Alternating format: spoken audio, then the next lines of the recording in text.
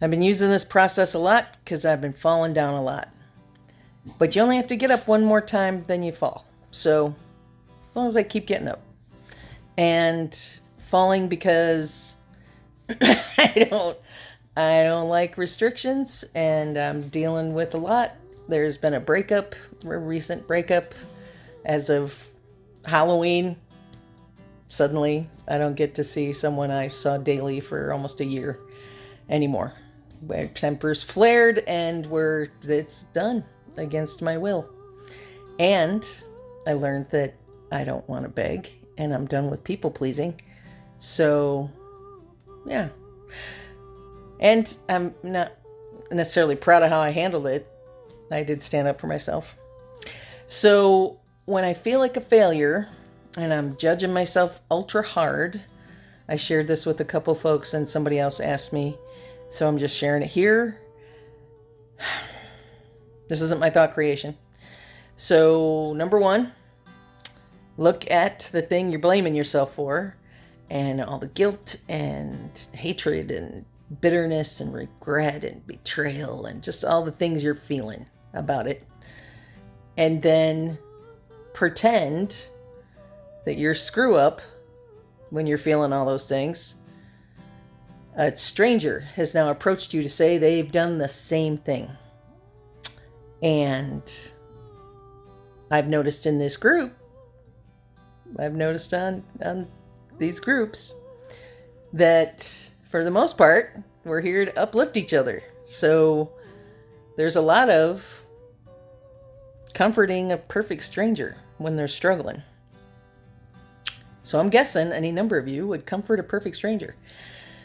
But even if you don't want to comfort them, you still think they should have known better and they should have stopped it when they could and they should have not done the blah, blah, blah. Then the next step, number 2, is pretend it's a coworker or maybe a cousin. It would be fraught for me to use my mother in this case or any of my family members because we don't get along that way. So someone you know and respect has shown up with the same struggles you're having. What would be your response? First a stranger, now someone you know pretty well.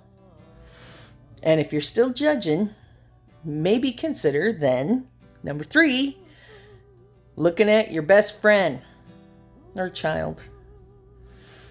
And they are telling you about their anguish and their shame and their regret and their pain and their grief. I think any of us would muster some compassion for them.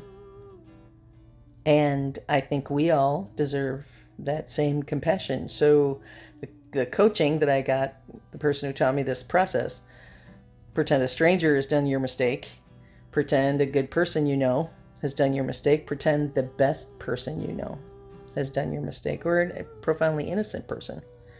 And they're very sorry. There's regret, it's pain.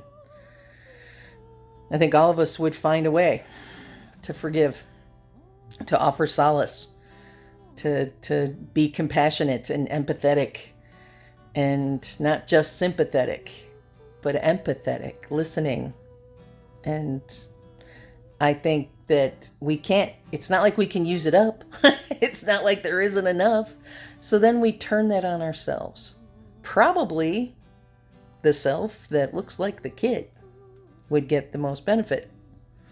If we look inside us, a lot of the injuries that we're feeling from present moment is not from the present moment. The thing that I got in with the buddy who has now cut me off, I guarantee what we were arguing about is not what we were arguing about. And I guarantee she was not with me in the moment, seeing me. She was in some past trauma. And it flared up mine. I've got plenty. I've got plenty. So I'm working on being forgiving to her. Good friend. Probably feels bad. Won't show me. And has cut me off. So dealing. And I did use that. I totally admit I did use it yesterday to Tell myself that I was entitled to soothe with food, as I've done for decades. Once again, binging, no purging. Calling that a win. And getting back on the horse, getting back on the path, getting back on the journey, moving forward. I got up. I got back on track with my eating process. No, not in front of the TV. Stopped after 5 bites to check if I was still hungry. Did eat some more, but I'm not stuffed, and I haven't eaten. It's after 8, and I haven't eaten anything, and I don't think I will. I think I feel good about not eating anything else. Drinking plenty of water. I just got to journal about it, and so I'm back on track. Number 1, your screw up, perfect stranger. What if a perfect stranger approached you? Number 2, what if somebody you know well approached you and has done your screw up? And what if your best friend, someone you love more than anybody, or a child? The person who taught this to me also suggested, and it did work for a little while, many years ago, the 80s, she suggested that I dig up a baby photo of myself and have that where I can see it, and use that as inspiration for compassion. Because it's not like there's anything different about me than when I showed up on the planet.